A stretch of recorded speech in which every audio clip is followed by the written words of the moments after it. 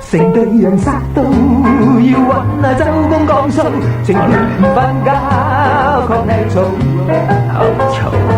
夜晚扮話鬼仲要去縮數，共你好 friend 睇齊齊陪住你真啱數。月光光四人幫。喂，嗱，今晚有配搭唔得嘅咧。咩啫？咩唔係，我同阿黃長講緊啲時間配合嘅問題，咁一陣先解釋點解唔得啦。至於今晚咩事啊？佢結婚嗰樣嘢咧，冇啊！冚冷未開始之前咧，我憑我即係精密嘅記憶頭腦咧，睇可唔可以記得幾個名咧？咁首先同佢哋講咧，我姓楊叫楊振耀，唔使你記啊。姓盧叫盧業美。嚇，呢個最難記啦，我諗。我咪黃鐵雄啊，不嬲都係噶啦。咁咧就尋晚就俾人開咗個花名叫做 Metal Hero。咩？琴晚啊，上個禮拜你唔該清醒少少。Metal Hero，梗唔係啦。係喎，尋晚瞓覺又再醒起。即係 Metal Hero 係啊，好得意啊！上個禮拜嘅事個 Blue Jeans 入嚟啊，咁啊楊嗰日就冇喺度啦。咁佢哋嗰晚我揸車有聽喎，都聽唔晒咋。嗰晚啊犀利啦，佢哋 Stereo。但係佢一講我啲頭髮，我就開始轉台啦，即係有少少反面咧，直情哇！我有冇搞錯？好似晨早已經轉咗台啦，你。後尾諗下，都好嘅，還亂識佢哋班人咁耐，尤其是都未人聽過阿 Pel 開聲。原來佢好好笑嘅呢個人，嗬！平時見佢唔出聲，我真係好笑。諗嘢啊嘛，以前唔出聲係諗嘢啊嘛，留翻而家講啊嘛。你唔知諗咗幾年，諗得好辛苦啊！但我唔知阿楊有冇聽到好後啦嚇，聽到尾嘅時候人要瞓噶嘛。知唔知我哋由得佢做即係做主啊，直情做晒開聲同埋收聲嗰啲啊，我哋就做中間個 part 就先啦。我仲以為請咗佢咋，以為炒咗黃鐵雄啊！聽下。冇咁樣啦。好啦，咁啊言歸正傳啊。係講我講先啦，我都話啦，因為有啲朋友咧就陸續寄咗啲聖誕卡入嚟啊。我哋咧咁樣咁我哋咧就因為成日都忘記咗講佢哋啲名，咁想多謝下，譬如話有個 Jessica，有個叫 Selina，即係嗰啲咁啦，陸續哇，咁唔尊敬人哋嗰啲咁。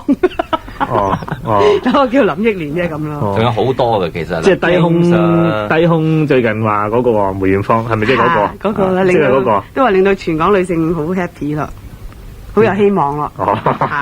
因同再做，男人都係係啊，即係總之係男女都 happy 啦。全香港啦，總之即係都高興啦嚇。係咁就多謝咗佢哋先啦。咁然後阿楊你頭先我又打叉咗呢個話題添。咩啊？你話咩言歸正傳嘅？即係就係今晚都係預備講咩啊？咁同埋點解真係緊唔見人啊？咁真係緊就咁樣啊！即係因為我哋就係而家晚晚都喺度彩排練舞啊嘛！即係嗰個黃綠 DJ 啦。咁佢哇真係好犀利啊！佢就去咗做舞女咩？佢係咯，舞直情做咗舞小姐。唔係咁講，俾啲時間佢考慮下。如果佢做到咧，又係俾全香港女性一個大喜訊啊！呢單嘢。佢哋跟我感覺佢就做緊媽媽桑，因為佢咧就教手下一大班我哋啲二台 DJ 做跳舞女郎啊嘛，即係咁，所以佢好犀利啊！我嗰日都喺側邊度裝咗。咁今晚就係去嗰啲地方度，即係都係就要去視察下，好夜啦。即係去嗰啲地方嗰度考察下，吸取下經驗向人哋取經。本來即係跳舞呢一 part 啊 ，Brenda 都有噶。但係要去取經，驚俾人認得啊嘛！一去到嗰度，但係我就去唔到嗰度實地觀察嘛。係咯，驚俾人認得，所以先留喺度啊！本來就剩翻我同你嘅咋。係啊，慘，唔慘啊！咁佢咧就應該今晚嚟呢度，咁我哋可以講車啊，佢唔喺度講車，激死佢。咁冇。冇。咁我哋知道阿楊咧就大家就有所不知嘅，楊行動好迅速嘅。係咁咧，其實佢咧就即係早2個禮拜，我唔知邊日啦。有一個禮拜啫，其實咧就係點咧？早個禮拜啫嘛，有個禮拜日我咪唔喺度嘅。係啊，就嗰幾日咯。係啊。不過而家啲交通咁方便啊，真係。我星期六朝早，我成日都係一早得咗鐘，然後係星期一中午翻咗嚟啊嘛。係咯。咁但係就去咗日本喎。咁你好得？請問嗰度有冇落雪咧？啱啱講嗰兩日咯。係啊，係啊，係啊。咁啊陰公你睇。佢又唔係好大雪，係深夜就落嘅，即係第二朝早起咗身，你見到地下啊、草地啊咁有啲雪。有啲啫。瞓覺啊？有啲雪。所以話你鄉里都黃飛鴻出得門少，真係。加咗日本啊大城市咁啊，東京有暖氣咁啊，室內啊，有啲新嘢啊，有啲風吹住個頭添㗎。係咩？不過你就係啦，你出得門少，你唔識啫。嗰種哇，你開成晚風筒瞓覺。唔係開咗床頭燈啫，幾個暖啊，100火燈膽好暖嘅，燈就唔會吹住噶嘛，因為燈罩時歪少少，似人哋電髮咁啊嘛。暖頭氣啊，幾新式，日本人嗰樣日本人，你都識咧，日本人好靈通，唔係好靈識咧，你真係出得門少啊你。我諗我都要放下假啦咁樣。就嚟啦你嚇，你就好多禮拜添，佢都唔點算你家都係好煩惱。幾個禮拜講啲扮嘢啦，即係除咗新出呢種咁嘅暖頭氣之外，即係發現咗啫。發現咗金錢嘅吸引力係真係好大嘅，越嚟越犀利，大到好緊要，直情覺得，即係喺我以前嚟講，我覺得日本人好犀利啊！乜想去到嗰度咧，就揾乜想賣廣告啦。不過有啲人佢真係揾唔到啊，應該揾唔到，都揾埋。都揾埋。最新發現係邊個？史泰龍。史泰龍都唔係新噶咯。賣咗火腿同埋。好啱喎，我覺得好啱喎，真係。同埋史匹堡。Spielberg。咁緊要。嗱，咁你話係咪好犀利啊？你話咁好犀利。即係你諗住史泰龍咁佢 artist 啫，有乜所謂啫？火腿就火腿啦，好過打長拳，好過喺即係喺泰國拍幾日戲啊，係嘛？咁你史匹堡冇理由去㗎嘛？係咪真係佢啊？定似佢人啊？佢哋係哦，係咩？咁賣乜嘢啊？係俾啲科技產品。哦，科技產品，我話犀利，史匹堡自己出嘅，真係好犀利。即係先頭見到波基小斯已經覺得哇，即係咩事啊咁。哇！真係可以反映出兩樣嘢啊！一來咧就係話佢哋真係肯出錢。係啊，二來就係真係選角好適合咯。係啊，不過我諗 Spielberg 嗰度咧，我諗就係真係佢自己揀嘅。即係如果我諗賣火腿嘅，我諗佢唔制嘅。梗係啦，賣火腿佢唔制。即係肯定要拍。錢我諗就好多人都出得起錢，即係如果火腿啊咁，好多我諗車啊都出得起錢嘅，車都啱嘅。但係而家佢就係賣一個好出名嘅，即係音響嘅科技產品。哦，好犀利。唔知俾幾多錢啊？因為我好中意睇廣告嘅，即係去到實體嘅。好嘅。即係咁啊！即係愕然哇咁犀利，仲想點啊？咁即係諗佢仲想點先咁。我驚自己即係得新嘅列根啊！咁但係因為我逗留時間唔多啦，即係睇咗即係呢方面嘅嘢唔多啦。譬如話開 concert 咁，我冇機會睇啦，但係就知道有大約啲咩人開 concert 咧。咁就 foreign artists 冇咩接觸啊，唔得閒請佢哋食飯啊，淨係知道咩你咪 Donna Summer 會去開演唱會。唔係 Donna Summer 啊，Donna Summer 開演唱會。嚇！我有兩個人一齊啊，唔係當啦心咁嘅嚇，咁啊但係啲飛好貴啊。其實講起上嚟，真係香港如果咁講咧就好平，因為佢哋好貴，佢哋為幾千蚊講緊，佢哋好貴嘅。原來興喺酒店度住一日睇埋個 show 咁樣。哦，因為可能遠啊，譬如佢開演唱會，即係佢喺個酒店嘅大嘅 ballroom 嗰度唱啊。咁譬如佢係你搭車去幾個鐘頭，你不如早一晚去嗰度瞓一晚，睇埋先走咁樣，有啲嘢食咁，但係就收幾千元咁咯。不過呢個我諗都係冇啊，有冇號召力啊？但係喺個 list 上面最貴佢喎。哦，即係搏一搏咯，即係佢加埋一個漢堡包咁咯。唔係，佢加埋其他好多日本嘅紅星㗎。咁佢第二個貴嘅已經係五木宏啦，即係嗰邊嘅鑽石王老五嚟。呢個係好勁㗎，鑽石王老五嚟㗎。日本嘅即係出名嘅有錢佬嚟㗎嘛，又係。即係日本譚詠麟啦。你當佢係年紀就唔同，爭好遠。年紀好大㗎喎。都唔係好大啊，唔係好大，好似40幾嘅啫佢。哦，咁樣，OK，嗱，咁咧就又要即係阻一阻。好似嘅，我唔知要問下張麗瑾，不過張麗瑾唔喺度，我唔知。阻一阻阿楊先嚇，我哋要聽首歌先啦，翻嚟再講去日本之行啦。好啦，咁頭先咧就阿楊喺度講少少話，佢睇到呢個日本咧就好多 concert 㗎啦，不過一向都多㗎啦，就算任何時候去到，我諗都會見到好多。有。即係佢哋係主要嘅一個，即係娛樂事業係一個好大嘅工業啊！可以話係無煙工業啊。咁外國歌星咧就除咗Donna Summer冇啦。我睇嗰個表就唔係好覺啦，聖誕節，因為原來聖誕節佢哋唔係放好多假㗎啫喎。聖誕節根本佢哋冇公眾假期嚟㗎，冇假放㗎咋。可能學校咧就當係即係新年假提早啦。我冇問到，因為唔識學生啊。咁但係即係寫字樓工嗰啲就冇假放嘅。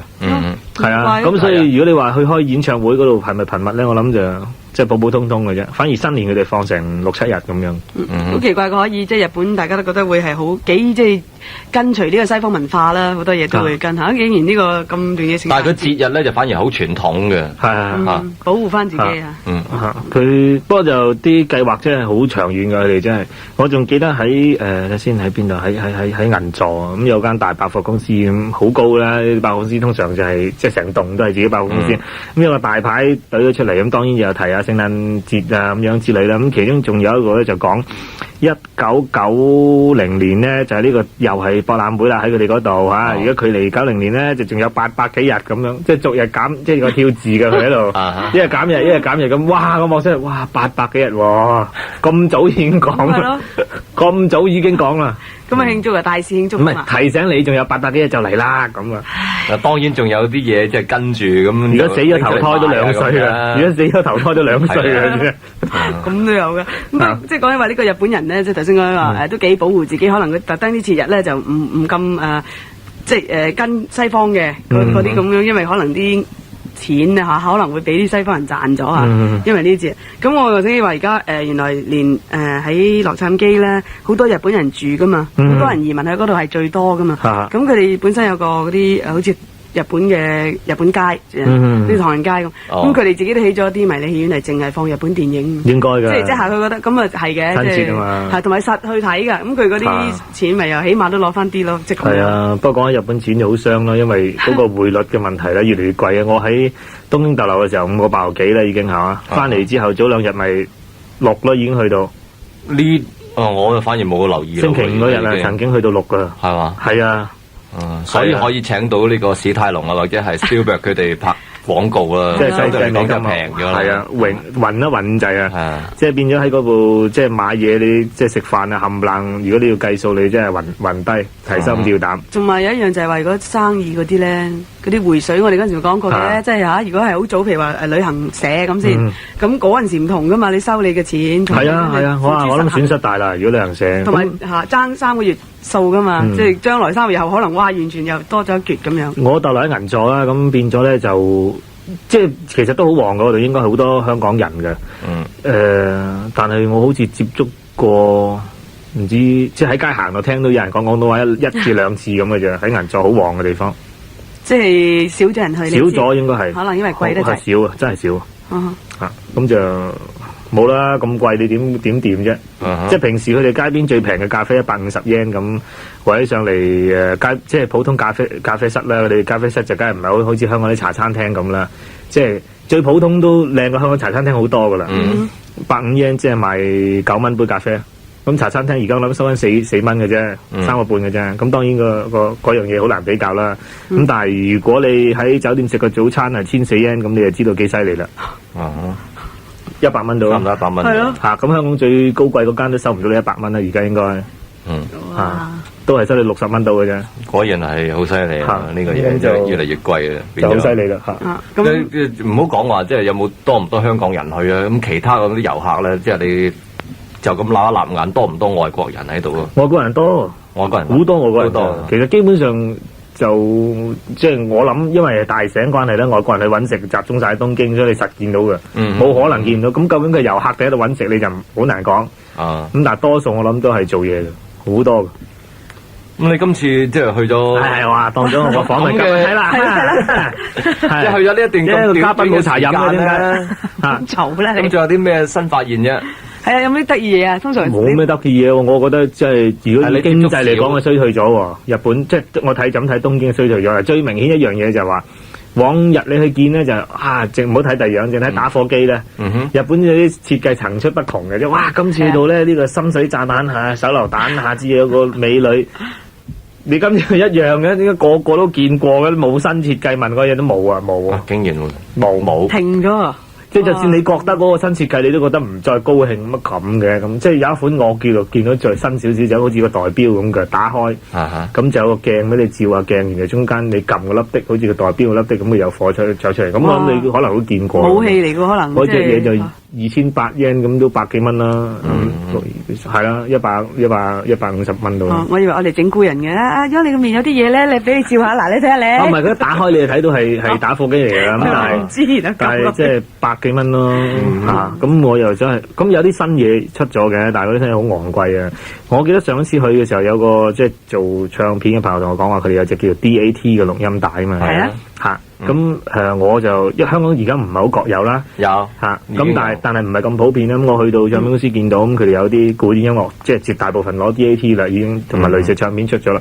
咁我問佢，我話咁呢個咧就係即係軟性嘅物品啦，呢個 software 嚟嘅啦。咁我啲 hardware 係點樣啊？咁原來 hardware 要賣到萬幾蚊，講緊一部機啊，差唔多。嚟到香港都要啦，萬幾蚊啊。係啊。咁變咗唔即係佢話佢哋想去普遍，但係暫時唔得，因為實在太貴啦。新嘢梗係咁噶啦。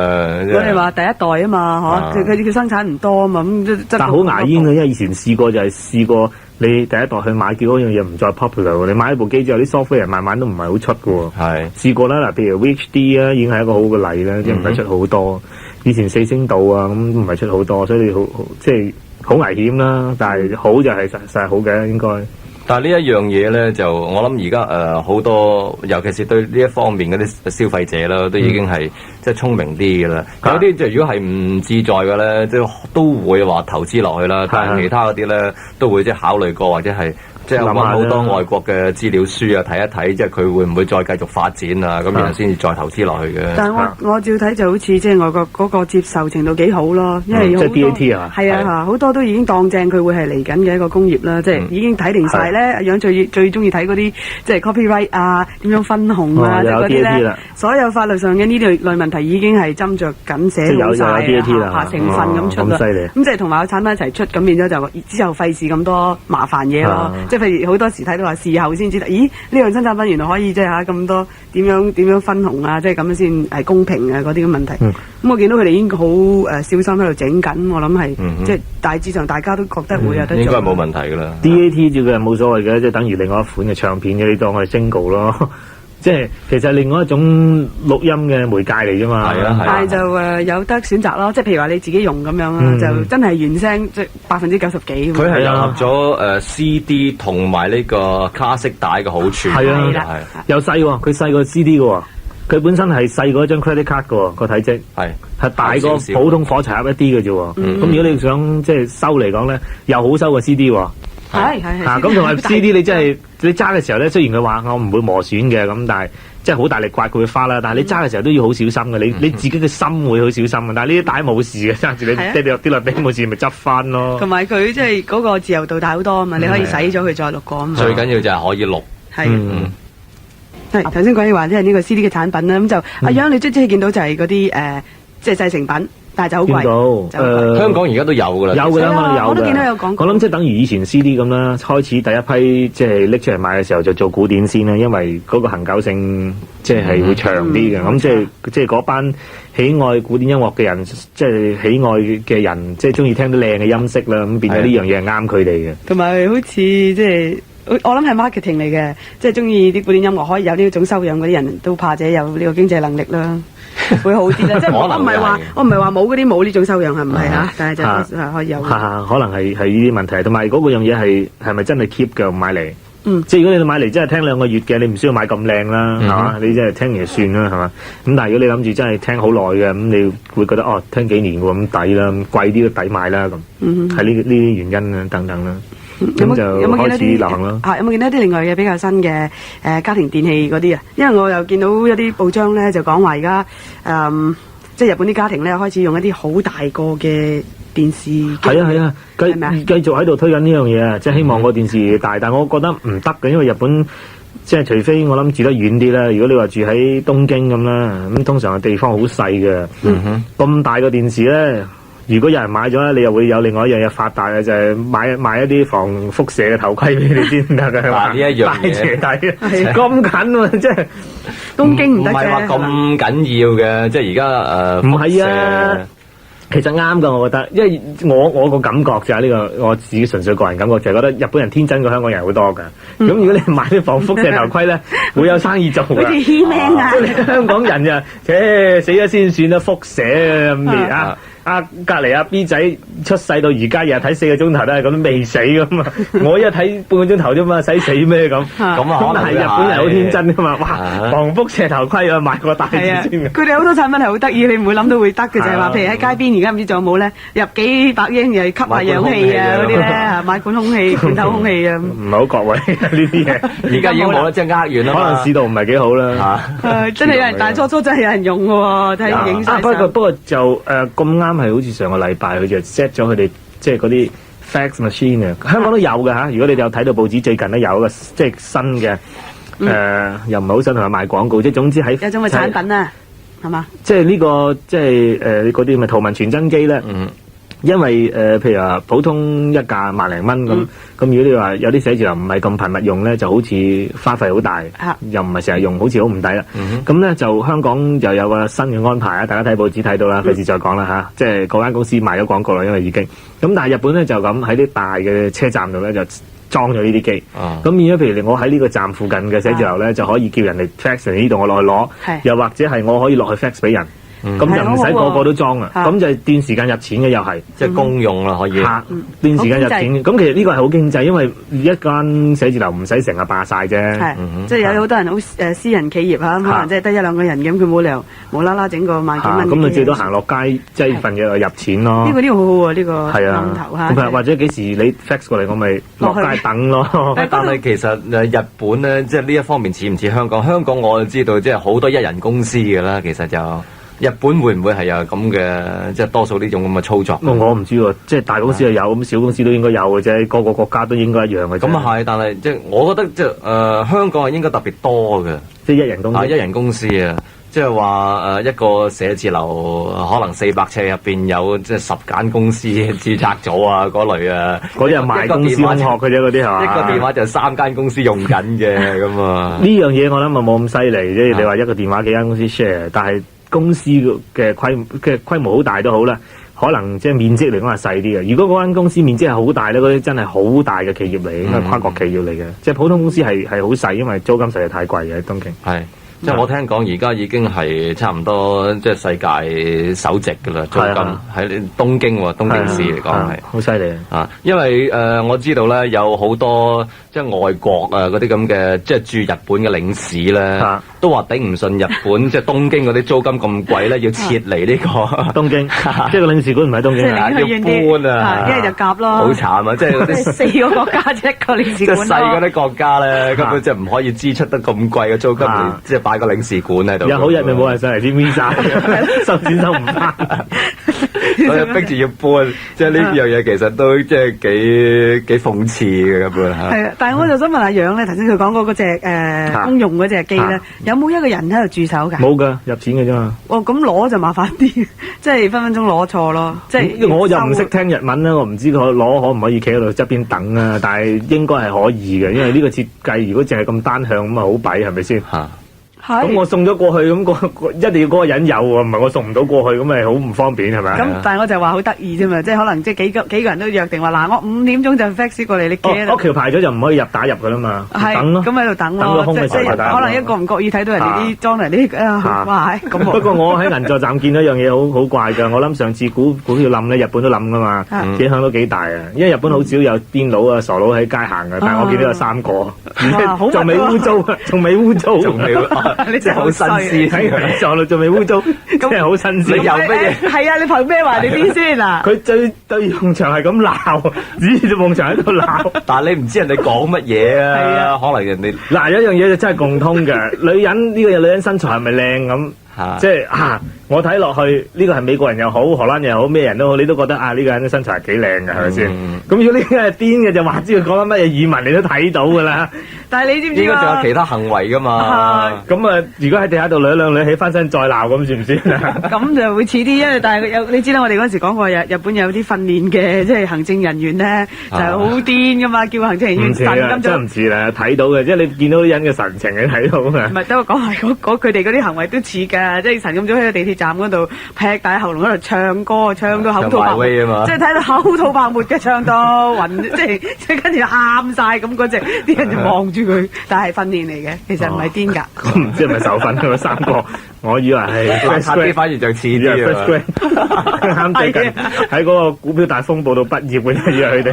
咁陰功啊，真係。不過我發覺咧，呢一方面咧，香港似乎係叻咗喎。係啊，即係喺今次呢一個叫做咩嘅波動裏邊啦嚇，咁似乎都仲係好。不過我都有少少懷疑啊，樣即係以日本人即係受嗰啲咁嘅精神壓力咧，其實都好大嘅。即係同呢個即係股票冧市啊咁樣。其實冇意思嘅，因為你嗰個人能唔能夠受嗰個精神壓力嘅，視乎嗰個人先知嘅啫嘛。即係普遍受到，唔係佢一定受到，或者你覺得冇嘢嗰樣嘢對佢反而打擊好大嘅。因為我印象中咧，即係日本人已經喺日常生活當中嘅，即係受嘅打擊已經係好多。咁或者佢就真係多到，因為人始終有個極限噶嘛，就啱啱頂唔順，啱去到爆啦佢。即係佢已經日頭臨出門口俾老婆餓噶啦，同俾同事笑噶啦，即係好多樣嘢加埋一齊，咁你整單咁嘢喎，唯有就喺西武線嗰度對住埲牆唱歌咯。哇！日樣如果只係去咗咁短時間咧，都可以即係做到3個，真係好多噶咯。唔係經過嗰個站就見到啦。咁就好多嘢，即係自己沿途睇啦，睇翻嚟啦。啲嘢真係好貴，貴到真係難以想像。但係佢哋自己人覺唔覺得貴㗎啦？得㗎係嘛？佢哋自己應該冇㗎啦。譬如我記得我幾年前去咧，搭某一個站到某一個站中間咧，係譬如140 yen 咁咧，佢6年都冇加到價嘅。我6年前去同而家去都係收嗰個價錢。咁對佢哋嚟講冇貴到嗰啲嘢，係啊，即係起碼交通嚟講冇加到價。咁但係咧，外國人去就加咗啦。我6年前俾咧，如果個140 yen 咧，我就係俾緊5蚊，唔到。而家我俾緊嘅咧，就係俾7個幾8蚊，貴咗成差唔多40%。因為基本上嚟講，如果係咁計法啦，咪變咗係日本人應該係。即係喺花費方面咧，即係仲富裕咗嘅。因為佢哋喺呢6年嚟睇啊嚇，佢人工應該有加咗啦，冇錯。唔係我諗嗱，因為我用車飛嚟講咧，呢個係普羅大眾嘅消費，好可能咧佢要加節價咧，佢可能受嘅壓力好大嘅，即係譬如政府批唔批准啊，即係啲人會唔會示威啊，即係好多樣因素考慮嘅。咁但係咧就其他物價唔知道。即係普羅大眾一般消費，我諗就冇乜特別高嘅。咁但係咧，有個朋友就同我講起，因為佢日本人，佢就話：佢話好多人出國而家點解咧？以前去北海道咁多錢，咁啲因為去北海道啦，因為出國好貴啊嘛。而家嚟香港平過北海道啊！咁啊係唔知幾好使個個。咁不如嚟香港啦，係咪先？平過去北海道，美金咁咁佢諗住北海道成日都有機會去啊，出咗嚟香港先，因為遲啲假設個局面唔係咁。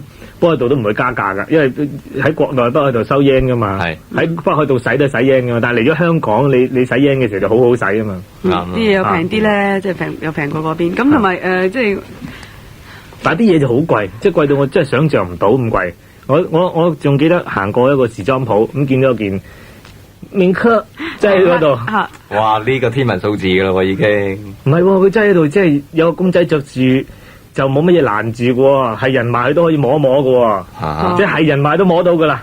即係細蚊仔行過都摸摸個三角可以。相對嚟講，即係好似佢哋啲食物鋪咁啫。呢個係板嚟嘅，即係蠟做嘅，要買真嘅入呢件真嘅，你摸都係真㗎。但係呢件衫係21萬港銀嘅，就真係路邊嗰度俾人摸咋。行過可以摸，正話哇隻手好污糟，抹下先咁得嘅喎，夜1萬。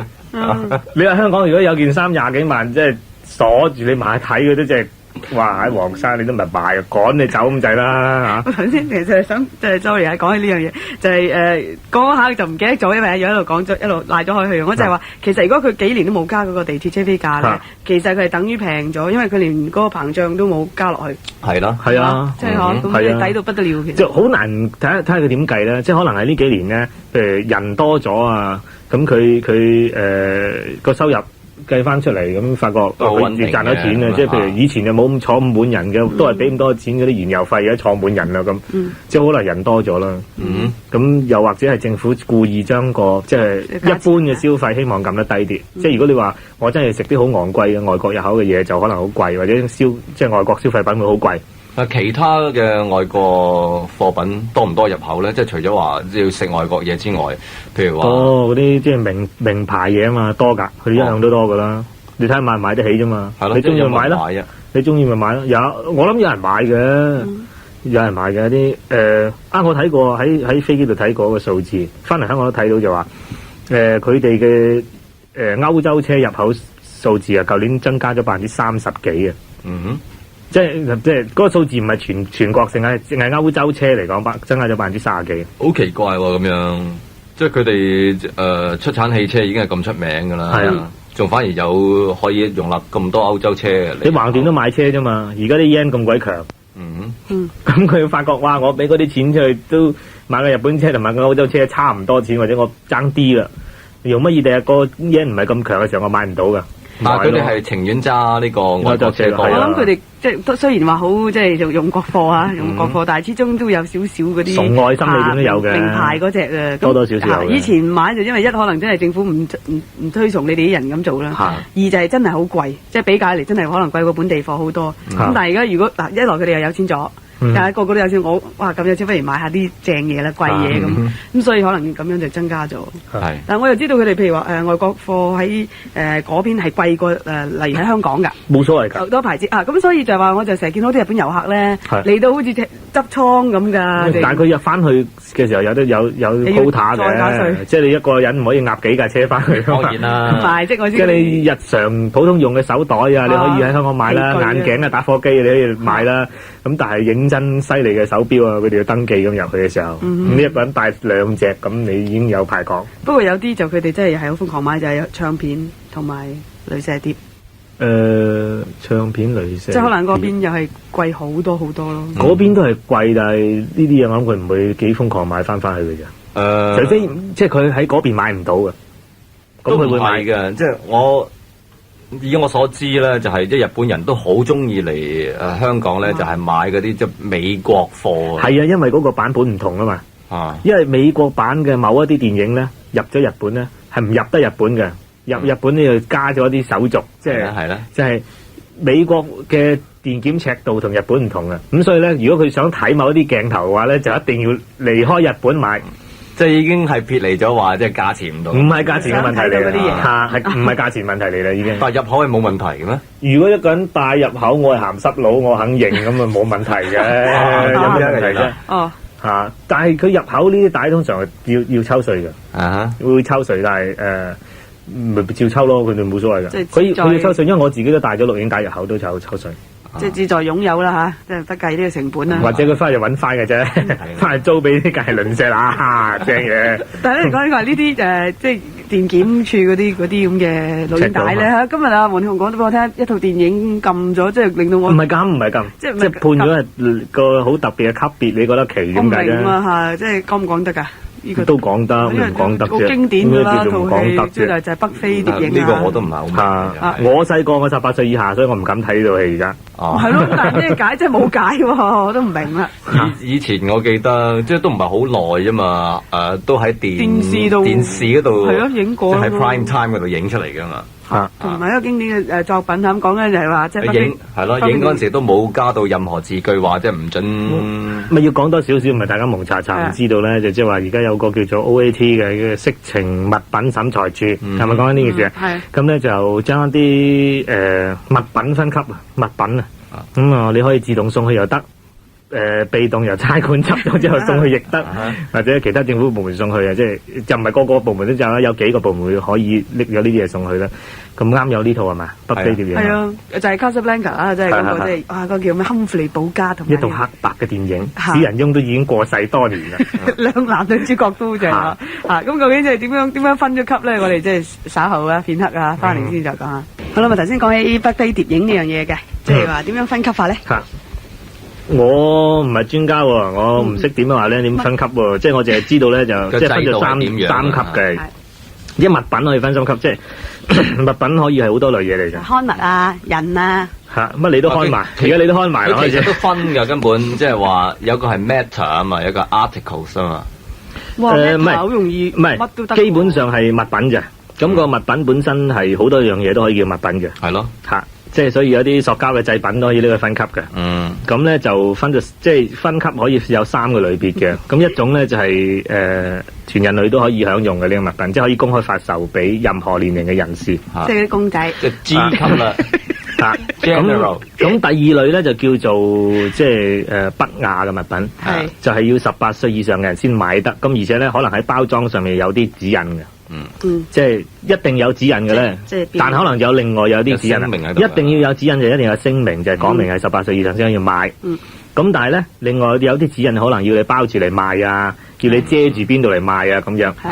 咁至於第3種咧，就係一定唔可以喺香港賣嘅，嗰種叫色情嘅物品。色情犯法噶啦，唔賣得噶啦，一賣就犯法噶啦。送就得，送都唔得。唔出現得直情，唔出現得，送都唔得噶。即係見到，如果即係基本上係朋友之間借，因為我記得個法例裏面有個 landing 呢個字係禁止嘅，借都唔得。都唔得。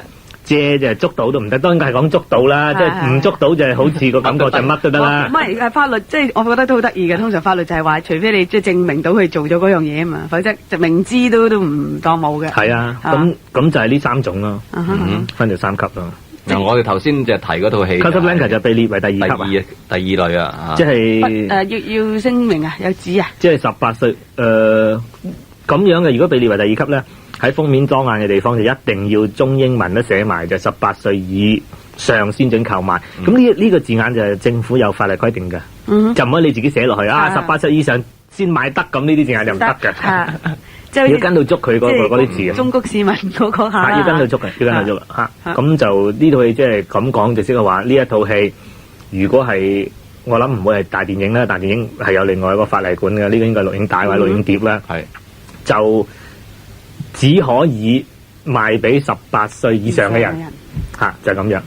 咁就呢個其實呢個字眼都好怪，因為我曾經同我朋友傾過，我朋友係啲即係法律界啊，你哋覺得好犀利嗰啲咧嚇，法律界人士，佢就話其實好怪，因為字眼就寫明係唔可以賣嘅。咁如果嗰個人即係尤其是呢啲咁嘅書咧，即係假設呢個物品係書嚟嘅，有個細蚊仔企喺個檔口度睇。你唔告得佢嘅喎，唔係買啊！佢睇啫嘛，企喺度揭完一啖，佢就走啦。第2類好似又話要即係經過。如果你唔好指明攞膠袋封住嚟賣嘅話，因為呢可以唔封嘅，唔一定需要封嘅。個別不同。咁企喺度睇咯。哦。咁佢又唔係收錢，又唔係剩。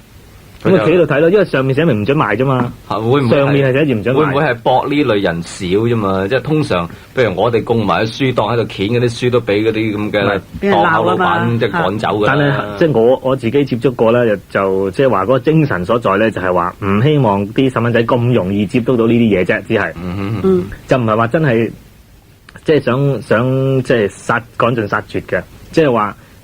唔想令到唔應該睇到呢啲嘅人睇到呢啲嘢，同埋咧，即係前一排其實就好離譜啊！前一排，因為你行過報攤，你發覺有啲30本啊，有啲即係自認膽細嘅女仔，佢即刻面紅啊嘛！嗰陣時好厲害啊嘛！咁而家好咗好多，事實上都唔係膽細問題，係真係 bad taste。咁而家好咗好多，即係可以咁講。擺得好啲遮下咯，又。不過我覺得奇，因為Casablanca 係咯，咁佢邊度地方？第一部主要睇到係嘛？係啊，我點知佢咩地方？我真係唔知咩地方唔知嘅喎。我同即係啲同事喺度研究過就。你唔係做工嘅咩？翻嚟會唔會係食飯嗰陣得唔得？冇言論自由咩？而家係咯，食飯都揾啲開心啲嘢講啦，講啲咁。呢樣嘢幾開心，我覺得。係啊，即係可能會俾即係某部分人士剝削緊自己嘅自由而自己唔知噶嘛。黃鐵雄好少咁健康噶嘛，講嘢。尤其是黃鐵雄16歲已經睇 Casablanca 啦，而家發覺自己做錯咗。係啦，真慘。咁點啊？研究到啲咩出嚟啊？就係話會唔會係即係佢食煙個場啊，即係個意識唔好喎。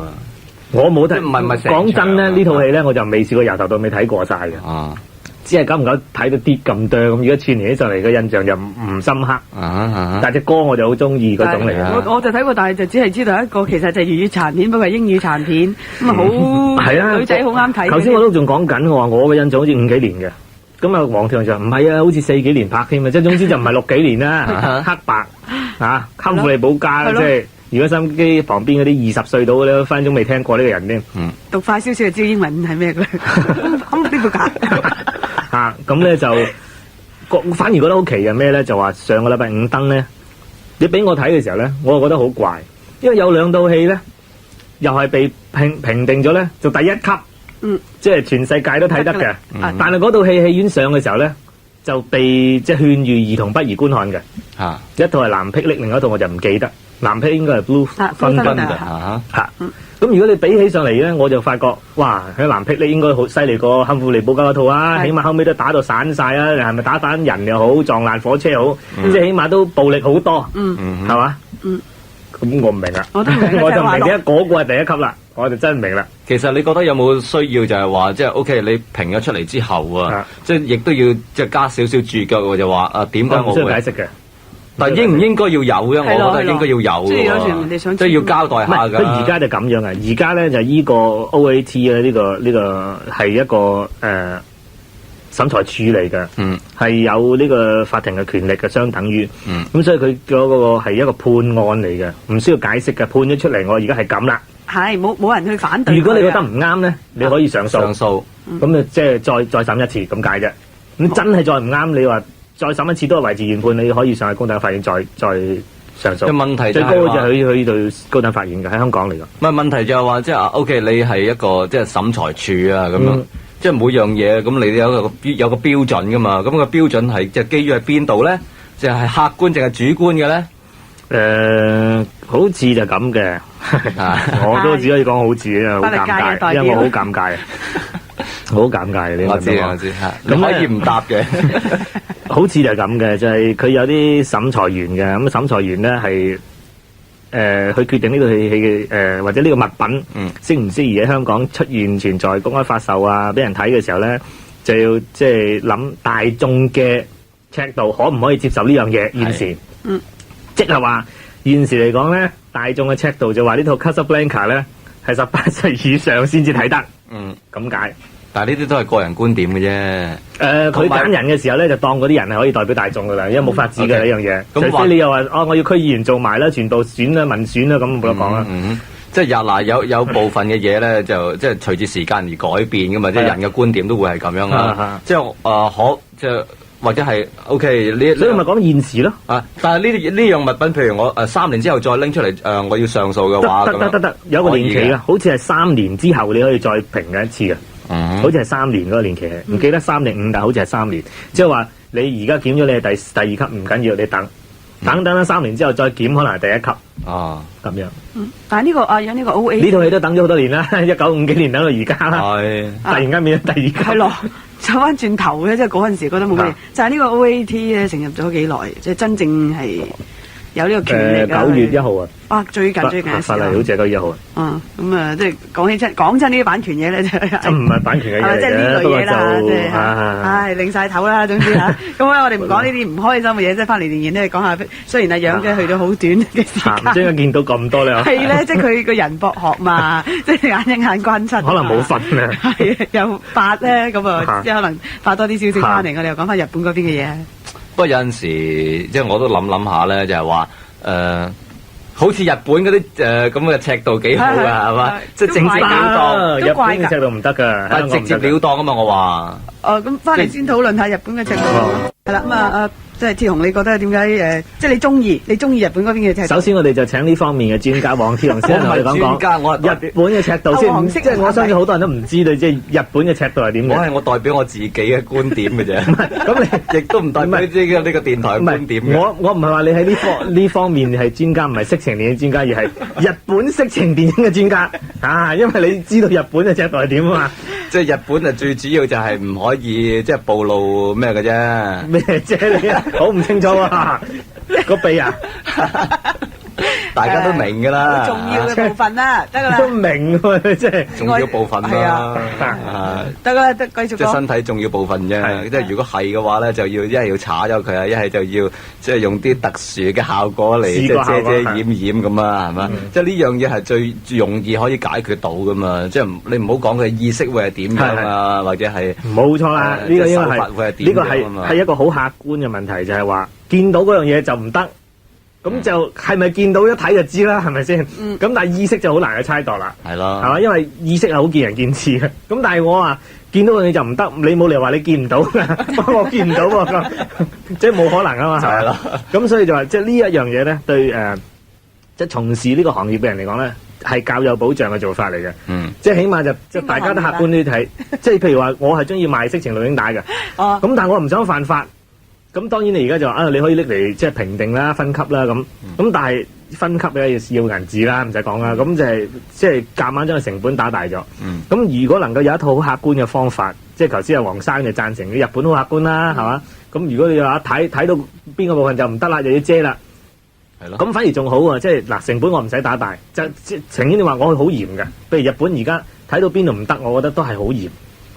我要即係放寬啲，即係我即係要嚴過日本啊！咁樣唔得嘅，我要好嚴咁都得，冇所謂。但係最緊要就係嗰樣要客觀先得，即係話你睇到落去覺得咁係叫做唔得嘅，我睇都係叫做唔得，咁先至有得依循啊嘛。即係有一個尺度，個個都可以公認噶嘛，睇就已經大家明確晒。即係邊度叫做鼻哥咁，即係大家都知，唔會夾硬笑話嗰隻定係眼嚟嘅，即係冇啊嚇。咁但係而家就唔係，而家最慘就係連個意識都要諗埋。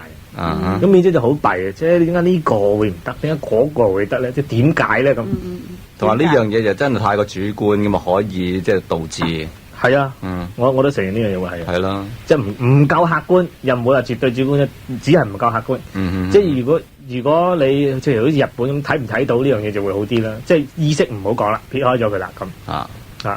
應該我就即係贊成話要好似日本咁啊，應該係好啲嘅。即係對於我哋嚟講係咪？雖然日日都有啲不滿嘅啦，其實真係即係好過完全冇得睇，係咪咁咧？我就反而站在嗰個即係從事呢個行業嘅人嚟講咧，就有時唔係咁想犯法嘅。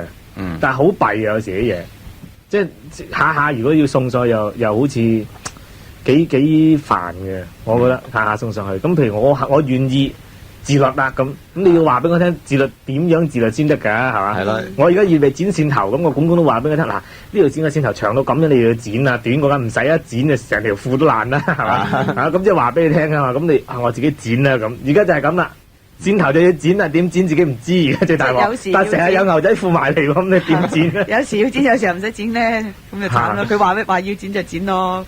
咁嗱，最弊譬如講翻呢個 Casablanca 咁。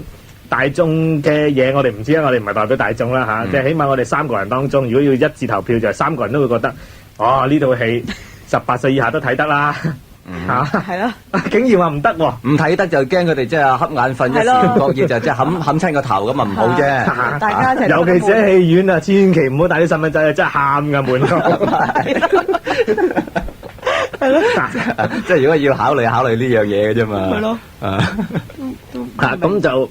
其他大眾意見我哋唔知，就係我哋自己嘅意見就覺得好怪啫，係嘛？係啦，就係咁咯。咁但係即係講翻呢一度咧，即係就插翻香港呢度咧，我就覺得好得意嘅，就係上個禮拜五同即係再上個禮拜五咧，你睇翻佢即係嗰啲即係因為佢有邊個申請將呢一個物品我哋分級㗎，咁啊絕大部分都係差館分級，即係話差館即係揾到嘅，好主動去捉。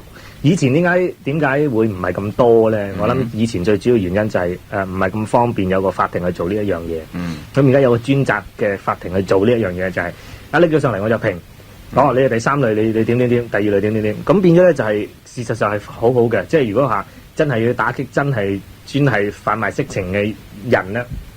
對佢嚟講好大嘅打擊，唔使等咁耐啊嘛！有時捉咗等好耐先至上堂嘅，因為太多案要審。而家淨係拎上嗰度做。其實睇呢個情況，亦都係顯示咗，即係有好多話，即係經營呢一類生意嘅人都已經係自願係好自律噶咯喎，根本係唔係㗎？你錯啦！就係我話啱過嗰2個禮拜，你見到你捉咗好多色情帶上去，多到好緊要，應該超過50餅咧，都係差館送去嘅。我懷疑咧就係捉到一間公司，俾一冚咗一檔。成檔都賣呢啲帶嘅，就冚埋拎晒上去檢。咁同埋呢檔嘢唔止做色情帶，應該做埋翻版帶添。因為裏面竟然有譚詠麟演唱會嘅。咁你諗下啦，即係我諗捉嘅時候就係因為翻版帶啊，冇即係嗰啲包裝紙冇食。一拎咗上去，咁點先？梗係拎埋上去睇啦。你點知道個餅係乜嘢啫？拎佢上去睇，譚詠麟演唱會第一級。第一級，可能頭個3分鐘係第一級啫喎，會唔會係後尾做咗手腳㗎？唔知啦。其實譚詠麟演唱會係咪第一級咧？我哋就要再傾下，係咪？即係好可能裡面有啲對白咧，即係我覺得我冇睇晒咁多場譚詠麟演唱會啊，呢一場係第幾場我唔知啊，係咪？會唔會有啲對白係真係18歲以下唔聽得？我亦都唔知。唔會㗎喎，佢咁咧就自己做校長譚詠麟演唱會就有份啊！咁另外咧有啲帶咧就冇名嘅，有啲有名嘅，有啲就冇名嘅，得個 number 嘅啫。咁啊擺到明又色情又翻版啦。咁應該係一個中心裏面成扎嚟嘅嗰扎應該，因為我自己都跟咗幾貼，就係審裁處開檔以嚟咧。嗰個公告最大嘅嗰個禮拜係，以前未試過，哇咁多嘅咁，嗰次係好多嘅，直情係。但係頭先你提出話，即係我哋發覺就係警方方面提供噶嘛，咁即係做即係主動咁交啲帶上去啊嘛，係去捉啊嘛。嚇，咁即係對你嚟講有啲咩唔同啊？即係比起以往，即係呢個就係因為係警方提供，所以你就覺得係可能去冚檔冚翻嚟。係啊。哦。係啊，冚檔冚翻嚟嘅應該。其他例子會係點啊？以前就唔係嘅，以前有另外一條法例嘅，咁但係嗰條法例就佢告你咁先算啦，咁就會冇一個即係審裁團添啊！而家譬如話有除咗一個裁判司之外，就有兩個審裁員一齊去評定嗰件物品。咁就應該係大部分即係大多數人覺得佢物品係第幾類就第幾類。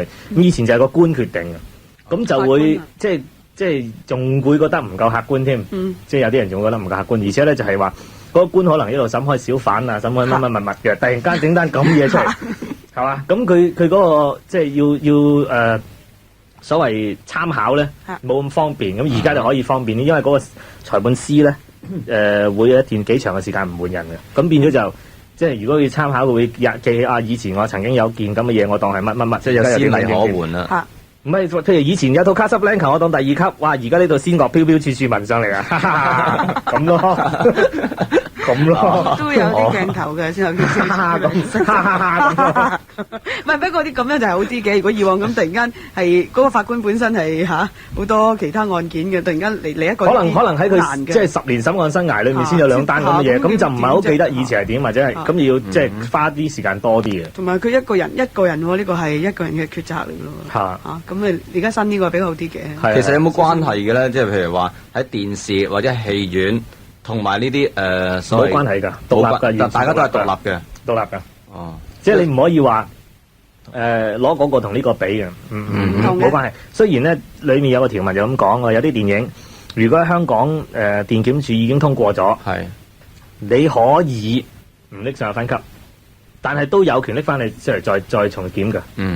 即係話嗰個唔係絕對100%嘅擋箭牌嚟嘅。哦，即係基本上。因為而家嗰個了解就係話，家庭睇嘅錄影帶嘅尺度同電影嘅尺度可以唔相同嘅，唔一定要相同。點解唔可以唔相同？佢個分別又喺邊度咧？我唔知喎，呢個政府嘅例係咁樣寫嘅噃。好啦，對唔住呢個楊代表，我哋俾少少時間你休息下先啦。做咩啊？停晒。我覺得即係你哋都好似對呢啲色情物品好有興趣啫嘛。唔係，聽你講好多嚇，但係就知道你好難做咯，即係唔係知道嗰啲有關嘅即係呢方面嘅生意人咧，我諗都幾慘。係啊，係啊。不過有可能因為涉及嗰啲生意先知道呢一方面慘啦，可能每一種生意都係咁慘，不過即係冇涉及就唔知。不過呢樣嘢就真係認真慘，我就覺得，因為即係譬如話我下一次咧，我真係想賣嘢嘅，我知道呢啲叫做白粉唔賣得，呢啲叫做白面唔賣得，呢啲叫做鴉片唔賣得，即係我知啊嘛，呢樣嘢就咁樣就已經叫做鴉片啦，係咪？係。咁但係而家唔係啊嘛，即係冇咁嘅尺度，即係會唔會有一樣嘢係介乎鴉片同非鴉片中間咧？唔會啊，係嘛？但係呢啲而家最慘係咁啊，同埋就係我就算自己剪好啦，如果中間係涉及咗一啲主觀嘅成分咧，就變咗我都以為佢得嘅，剪嘅時候唔係我直頭唔剪啦，係咪？我覺得咁樣可能真係好過分啊！剪短啲原來唔夠短，仲要短啲喎，咁咩咁啊夠死啦！咁但係呢樣嘢因為好難㗎啦，因為你都近乎係藝術創作嘅嘢嚟㗎嘛，即係雖然都係嗰啲咁嘅電影啦嚇。佢哋通常都係咁叫嘅。係真係藝術工作啊嘛，咁冇得計。唔係藝術犧牲嘅啫喎，工作嗰班好似係為錢嘅啫喎，犧牲嗰個就話係為藝術。佢都有嘢得翻嘅，唔係做呢啲無謂嘅犧牲。咁啊，真係好難界定咯，即係一關乎呢樣嘢，咁即係等於啲畫一幅畫下，點解要值幾億美金啫？咪畫一幅咯，即係係咪先？係啊，咁咯。藝術品除外嘅喎，法例都要寫明嘅喎。但係點樣評定佢係藝術品咧？唔係，我即係意思係已經被評定咗我咪就係話，我就係話又係冇得睇噶嘛。我畢加索咁，你而家拎出嚟評到第3類啊，當佢但係你真係喺街度執幾幅俾我都唔識分噶嘛，即係大眾嘅睇法喎。佢就係話大眾嘅睇法，即係有個 list， 有個表，有個即係一班人咁嘅審裁員，咁呢啲人咧係假設佢哋能夠代表大眾嘅意願㗎啦。咁而家就係大眾願唔願意睇到呢啲嘢咁樣啫。不過我假設啫。咁但係我又覺得好奇怪就係，譬如話，因為中間仲有好多細節啲嘅問題，即係譬如話呢個人做審裁員，跟住黃鐵航咁。咁我覺得咧，黃鐵航可能會比第二個人會鬆啲嘅，即係佢會比盧業微鬆啲。點解咧？因為佢頭先都即係代表日本嘅尺度啦，係嘛？你中意睇係嘛？代表日本嘅尺度，或者佢成日睇戲啦。咁譬如盧業微咧就唔睇戲嘅，夜晚淨喺屋企睇啊白燕唔坐飯嘅。咁即係個尺度就唔同咗，係咪先？即係白燕通常都講你唔好摸我隻手啊，咁樣噶嘛。你做咩你咁啊？係咯，咁突然間見到有個人摸我隻手啊，就可能嗰個感覺同阿黃鐵航見到人哋摸佢大髀都唔同啦，已經係嘛嚇。咁所以就即係好怪咯。唔係咁，但係就係亦都基於同一個原因咧，佢揀嗰批人就已經好小心咯。咁你都要一定要依賴某一班人㗎。係啊，但係即係嗰個人係咪經常接觸到呢一種媒介，我諗係好重要嘅。即係譬如嗰個人係佢10年都唔租一次錄影帶睇嘅，或者10年都唔行一次人哋嗰啲咩成人商店嘅，咁佢點知道而家賣緊嗰啲係乜嘢咧？因為如果你真係10年都唔去一次，你根本冇可能代表到普羅大眾嘅意願㗎嘛。但係咧，佢揀選呢班人，你自己覺得？我識佢有啲朋友，即係裏面嘅人嚟嘅，有成2個我都識嘅。佢好似都冇問過呢2個人係咪睇戲嘅喎，冇問過嘅喎，係啊。即係咁，佢又以即係基於啲乜嘢原因嚟揀？唔知㗎，我2個朋友就係話6合彩又唔2個中，今次中咗喎咁咯。哦，咁樣就唔係好自願喎，聽佢語氣。係咯。咁又唔係嘅，能夠代表普羅大眾，佢哋都好高興嘅。代表乜嘢嘅啫？其實即係代表普羅大眾，剝削翻普羅大眾咁啊，唔係好好咯。有啲嘢就即係有啲嘢唔係好想即係唔係好想咁嘅，咁啊即係得嘅梗係最好啦，唔得啦咁呢個法子啫，係嘛？即係總之即係個睇法就發覺嗰個水準可能即係唔係咁平均啊！即係因為每次只係抽2個審裁員出嚟啊嘛，咁如果係個水準唔係咁劃一嘅時候咧，會有參差，咁對即係交上去評定嘅物品，即係我自己覺得會係冇乜保障，撞彩咁得，危險啲係啦。邊2個好鬆啲嘅就得。如果假設黃鐵雄就係審裁員嚟嘅，哇！如果咁啱嗰次就抽到2個黃鐵雄喎，哇！犀利咯，實通過啦，馬話發達啦啲人。不過咁又話分兩頭，評定咗之後咧。即係可能差館咁啱行過，見到你餅帶，又執上去再評一次，咁可能會否決翻初頭嗰個判例嘅。哦，咁但係對於嗰2個即係代表話大眾嘅審裁員咧，咁佢哋嘅地位有冇影響咧？咁我唔知噃。即係如果有影響嘅話咧，我就即係覺得即係嗰個本身身為審裁員嗰個咧都會記啊。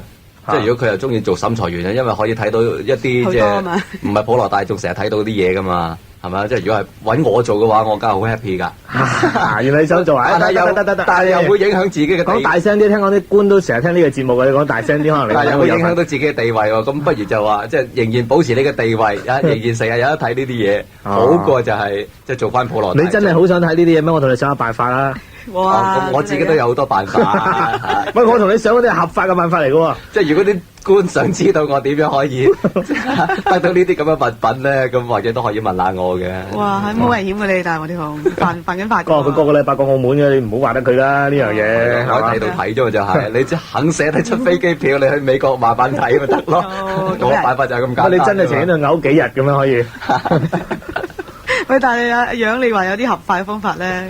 唔係，呢個係講笑嘅方法嚟嘅，因為嗰度咧係會有一個即係類似圖書館嘅一個即係制度喺度嘅。咁你從事呢個行業嘅人咧，係啊，從事呢個行業啊，即係唔係任何人都得啦，就可以申請咁啊，繳交一個都唔算太貴嘅費用啦，佢就可以入去佢嗰個度咧，會員證，抄翻以前即係交過上去嗰啲，即係點解呢餅，即係佢冇解釋點解呢餅評為第2級或者第3級，之後咧呢餅就第2，呢餅就第3，咁你可以借幾十餅出嚟比較一下。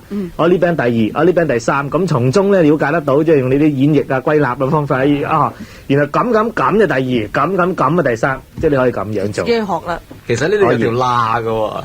點啊？嚇！即係好似變相，即係我公司請你啦，係咁樣嘅。即係如果我公司係專請人嚟，係唔得嘅，知嘅。一個禮拜有幾百人喺呢間公司上嚟申請體大，每個人係唔同樣嘅，即係好細個啊。我唔知得唔得，個個都樣好似你咁衰嘅，梗唔得啦。哦，即係我咩啊？我話你啊，講緊你啊，講緊你啊。哦，算啦，我啃咗佢。如果物品裏面有人呢個字啊，你拎上你去檢啊，第3級啊你，即係唔准出街啦，唔准喺香港俾人見到啊，即係咁。真係慘啊！慘咧，好複雜啊呢樣嘢。都好難講。咁我覺得有啱有唔啱嘅地方嘅，凡事都有，即係梗係咁噶啦。即係話有一樣嘢做咗出嚟，唔可以滿足絕大部分人嘅需要嘅，唔係係一定唔會滿足全部人嘅需要。梗有啲人要犧牲，問題犧牲幾多咁解啫。嚇，咁就如果犧牲嘅人仲多過得益嘅人，咁呢樣嘢叫做唔啱啦嚇。咁但係政府仍然都覺得而家呢一個階段只係初步啫，大家俾啲耐性啦，俾少少添啦。即係越嚟越9月先開始啫嘛，而家先10月尾都未到。等下添啦，咁咁但係我想知道，暫時即係呢喺呢個從事呢個行業嗰班朋友有冇話好大嘅反應啊？有㗎，或者好大嘅反感啊？係啊係。嗰啲咧有少少唔滿意，因為話好似訪問我咁啊嚇。係啊，好少可。即係如果重視呢個行業，譬如正經做生意，即係假設佢唔係真係想販賣色情，譬如因為而家最慘係咩咧？有好多戲裏面都會有呢啲鏡頭嘅，即係譬如我講 Breathless 咁樣，嗰樣叫咩啊？激情。激情。咁你話佢係販賣色情咩？你又唔敢講，因為成套戲裏面只係1-2場係咁嘅啫，其他嗰50幾60場戲都冇嘅。咁你話佢係咪咧？佢又唔係刻意販賣色情啦啩？擺到明咪？如果係嘅，70場戲都應該係咁啦，係嘛？咁變咗，譬如我自己係簽咗呢部戲翻嚟嘅，我就會有得少少擔心啦。因為譬如我擺明唔係販賣色情，如果要販賣色情，我點解要簽呢部戲啫？簽到鹹片翻嚟又平得多，而且就即係擺到明居馬賣嘅時候，仲可能多好多客仔係嘛？咁變咗又驚，好啦，咁呢場戲我應該點處置咧？咁樣咁同埋有好多戲都會係咁嘅，因為而家嗰個製作方針都唔同嘅，即係唔同50幾年嗰陣克芙利堡加嗰陣啦，而家製作嗰個眼光都咁好多國家都會難免喺啲戲裏面有一啲咁嘅鏡頭，咁反而最頭赤係點樣處理呢啲鏡頭？即係如果話成套鹹片，我就反而好小心咁剪喎。呢啲戲咁你點搞咧？你話當 Casablanca 都係第2級係嘛？係咯，咁 Breathless 點算啊？有好即係如果係即係以嗰個嚟做標準嘅話咧，我就覺得真係咁。但係你每一套戲喺嗰度都可以作為標準噶嘛？譬如我頭先講及佢本身有個好似類似呢個圖書館嘅制度，咁如果我入去睇，哇 Casablanca 第2級喎，死啦！咁我有套錢我標處住埋我點啊？即係咪先？咁咪簽多啲莎士比亞咯。咁我都未必得啊！係啊，莎士比亞都好多，意識唔好喎，係喎呢下嘢。簽啲咩好咧？真係翻嚟。即係而家變咗，即係為自保咧。差你都當第2級最穩陣啊，係咪先？點知啊？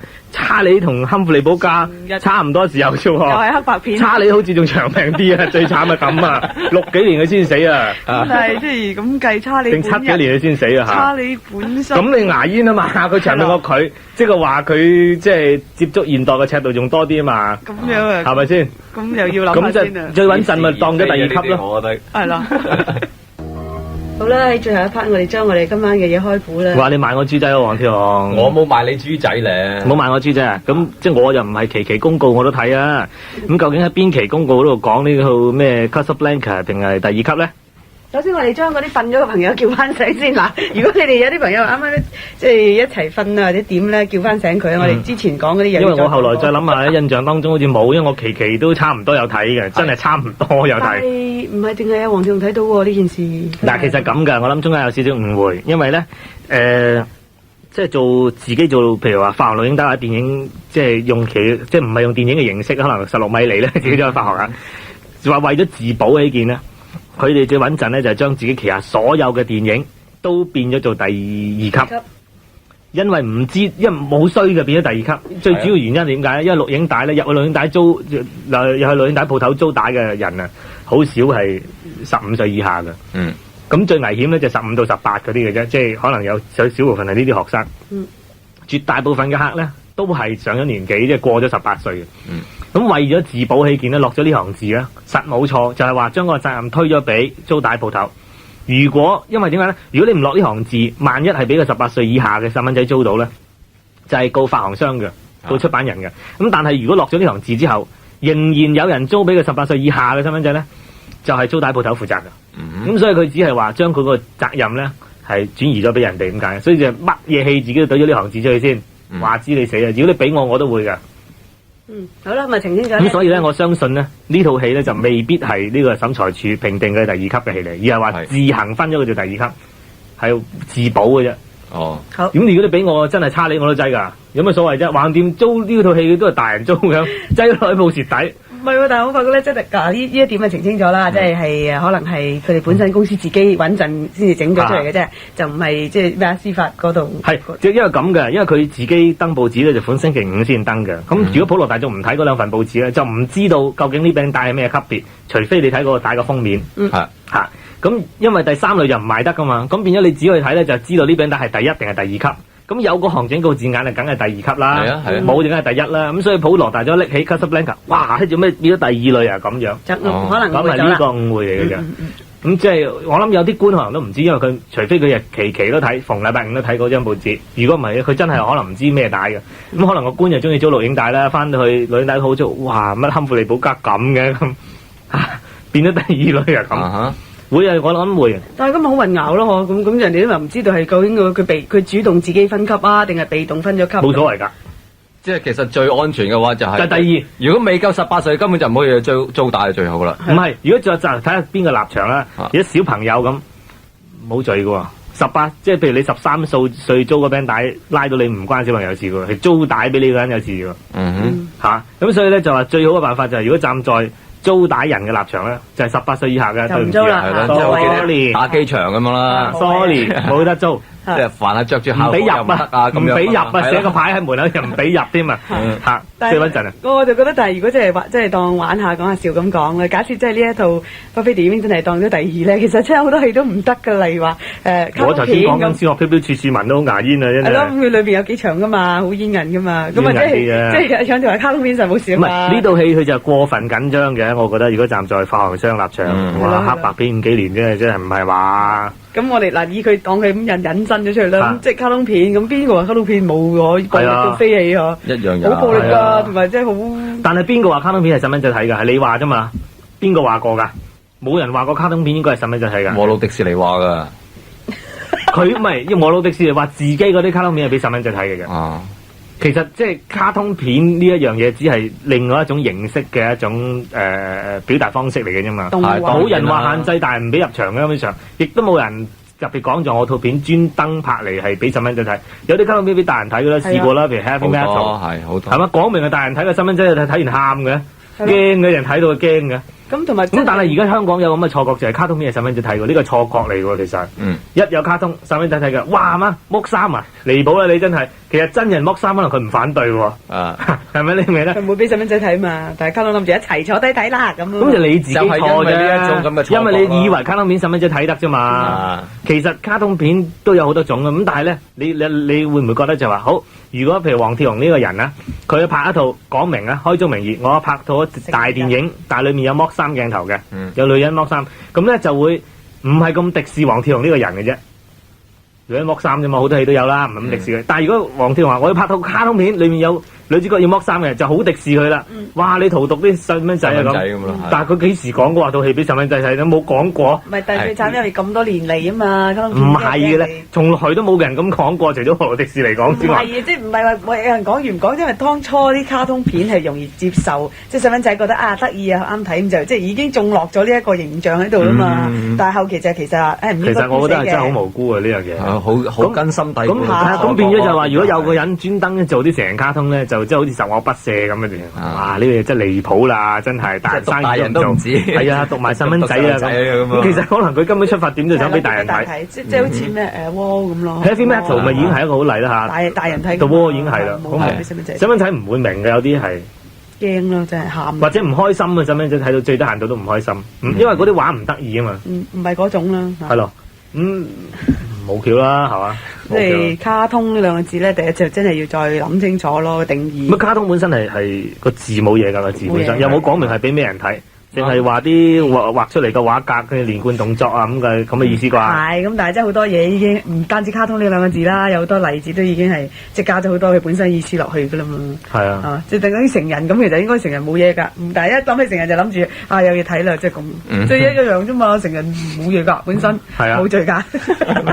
即係卡通片本身仲有一樣嘢就係因為佢有嗰個即係幻想啊，令到你個幻想大啲嘅。即係譬如話，如果真人做咧。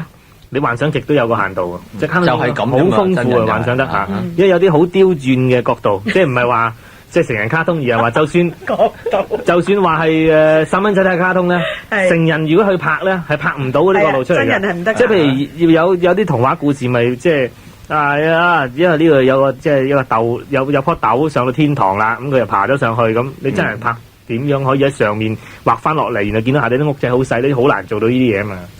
就係同埋我覺得最難做就係即係行出個懸崖咧，佢梗係停咗3分鐘先，先跌落去，然後仲要頭跌落去就隻腳再跟嗰隻啊嘛，或者跌咗落去冇事喎，原來有個人形咁，然後跌到好深嘅坑佢爬翻上嚟，咁真人好難做喎，做你都唔信喎，最緊要就係真係停3分鐘嗰隻，難度好高。咪咯，咁即係冇橋啦嚇，冇橋啦，呢啲就係即係普遍人嘅錯覺即係。我諗都好難改啊！呢一樣嘢要好長時間去改先得。由今晚開始咧，即係請大家記住。不過今年嘅聖誕節好似有少少改啊！大家留意啊！我唔講啦，費事話我賣廣告啦。關於咩嘅？俾啲 tips 啊！係咯，卡通片咯，有嘢。即係我覺得係成人睇嘅嗰套卡通片，唔應該細蚊仔睇嘅。如果細蚊仔睇好，即係我覺得係因為幾暴力嘅。但係我覺得甚至係話嗱，而家阿楊講嗰啲咧，就係話真係俾成人睇，佢真係拍俾成人睇。我覺得有啲甚至標榜住話拍俾細蚊仔睇嗰啲卡通都有啲好火爆，即係好暴力下，好。咁你和路迪士尼有冇我咪睇唔晒，我唔知啊。但係有啲有嘅，譬如話嗰隻 Bugs Bunny 係咩白兔咁都會有㗎，揸住個蘿蔔係咁搏個對手，即係你咁講係咪暴力啊？我唔知啊。係啊，揸住個蘿蔔搏命咁搏到嗰個人跌落地下，即係沉咗喺地下入邊，然後掹翻上嚟，咁算唔算係暴力咧？呢啲都唔夠喎，有啲可能仲揸住把刀喺度削將個人上去幾十片啦，咁扭咗個人嘅人就合得翻埋嘅。係咯，同埋有一套咧，即係就唔係話針對嗰度卡通，不過我就覺得咪有隻狼成日追嗰隻走得好快嗶嗶嗰隻咧，係啊，嗶嗶三雀仔啊嘛，咁就永遠嗰隻狼都好陰功噶嘛，即係如果係真人就慘啦嚇。係啊，又要俾啲石砸啊，又要俾啲鏟泥機咁鏟啊。咁我記得有一次我就睇過一次就好笑，佢就好慘。對個鏡頭講話，其實呢個係我工作啫咁。其實咁啱我係嗰隻狼，嗰隻嘢衰嘢做嗰隻雀，調轉咗咪好咯咁啊！啲慘啊真係，係佢工作嚟噶嘛，佢生出嚟要追個雀噶嘛，即係陰公。即係你點翻轉睇佢係一個可憐嘅角色，好忠實嘅自白。就係佢又好負責任咯，即係覺得佢係要做咧，佢就不停咁要去諗辦法啦。其實好多橋好㗎，佢諗嗰啲橋其實係啊，但係都幾暴力，即係心入邊咧都唔明。其實佢真係未做過咩壞事，都未捉到嗰隻嘢，究竟佢會對隻雀點冇人知？唔係都有捉過㗎係嘛？即係雜誌有都試過啦。即係咁結果點啫嚇？追咗咁多年都冇交代喎。邊有得追到？呢啲當唔當係？即係有冇欺騙嘅成分喺度？我唔需要一定有交代，每集有獨立嘅故事已經得啦。即係好似黃飛鴻電影咁啊，奸嘅後來俾人制裁咗啫嘛，下一次又一樣嘅。咁有冇交代啫？冇交代過。奸人唔同啊嘛，即係就算都係嗰個人飾演啫，但係個名唔同㗎，起碼即係已經係代表咗第二個人啦嘛。係咪？即係次次都有交代，其實就。不過如果覺得好啱啊，講起奸人呢樣嘢咧，聽日就應該如果冇意外就有個奸人。哇！好穩陣啊！你做。你如果頭先好似黃鐵雄好似你咁穩陣，就唔使跣我啦。我冇跣你咧。呢個世界就好難講噶嘛，應承咗人哋有，即係真係唔突然。如果中嘅一定上嚟㗎。咁佢係奸㗎，佢而家做嘅，不過就俾個即係呢個奸人嚟嘅，咁就相思係邊位咧？對大家聽翻聽下。係咯。有冇得揀？可能唔係聽晚㗎，俾貼士啊。可能係後晚㗎，總之你一路聽落去啦。下個禮拜咁。始終有一晚㗎。係俾貼士。你唔好話禮拜3嗰個係喎，咁即係話我啫喎。俾貼士佢咪話邊個話我奸咁咯？哦，嗰個咯，有鬚㗎咯。哦，咁好戚啦，有鬚㗎佢。咁都望有鬚啊奸㗎，我都有。係咁多啦，已經好明顯㗎啦。其實呢個貼士係聽晚聽啦，或者遲啲聽啦。夠鐘㗎啦，夠鐘㗎啦。哦，拜拜。